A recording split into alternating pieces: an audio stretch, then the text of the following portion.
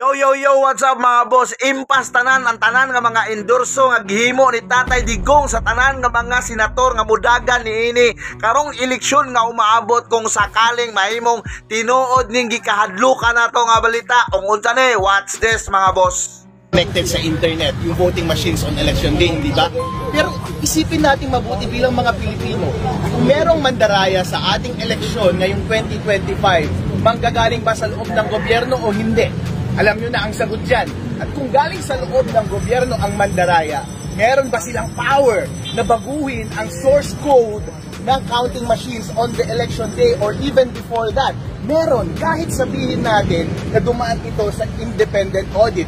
Ngayon, kung corrupted ang source code on election day at merong access sa internet, yun na lamang ang tanging paraan para ang isang mandaraya ng eleksyon ay baguhin ang resulta ng mga election returns. Tandaan po natin, habang nagbobotohan po tayo, ang ating automated counting machine ay hindi pinapakita ang live score ng makina na yon sa atin. Saka lang natin malalaman ang score ng makina na yon pagka-print ng election return.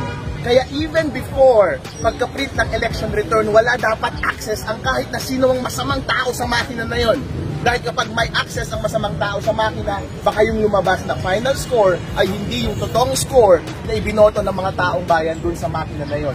Kaya ang suggestion ko lamang is, i-print natin yung election return na walang connection sa internet para yung lumabas sa election ng return ay yung totoong boto ng taong bayan. Pag hawak na ng mga watcher yung election return, malamang yung counting machine, pwede mo nang i-connect sa internet at ipasa nila yung final score na yon doon sa servers ng COMELEC. Malamang hindi na magkakaiba yung hawak ng mga watcher at yung servers ng COMELEC. Yun lang, Chairman George Garcia, huwag natin i-connect sa internet yung automated counting machines bago at habang nag-print ng election returns. Sir, kayo per se yung paggamit ng automated counting machine, hindi ko kayo tutol doon? Hindi ako tutol doon, sir. As a matter of fact, bilang mga eksperto ng IT, lahat po tayo ay magsama-sama dito sa exercise na to, eleksyon. Lahat po tayo ay may obserbasyon na kahinaan sa ating sistema. Hindi natin mape-perfect ito. Merong kamalian na mangyayari.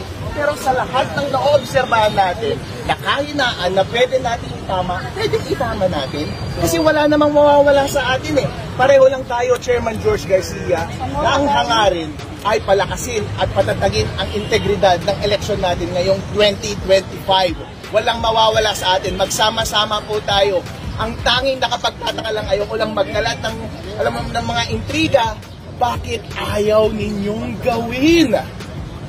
So, attorney, ibig sabihin ba nito, hindi pa ganon ka-solid yung teknolohiya ng Miro Systems para maiwasan ng ganitong klaseng maaring pandaraya sa mismong araw ng election? Hindi lang Miro Systems actually. Kapag pinag-uusapan natin ang security ng mga computer systems, kailangan meron talagang control, hindi lang sa loob ng makina, pati sa surrounding ng makina. At ang number one responsibility ngayon ay nasa COMELEC.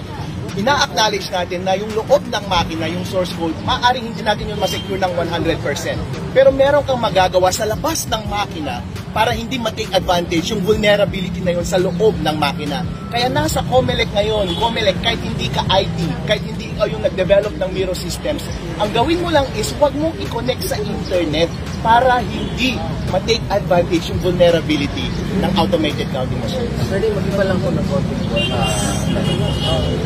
The COMELEC filed a complaint against you.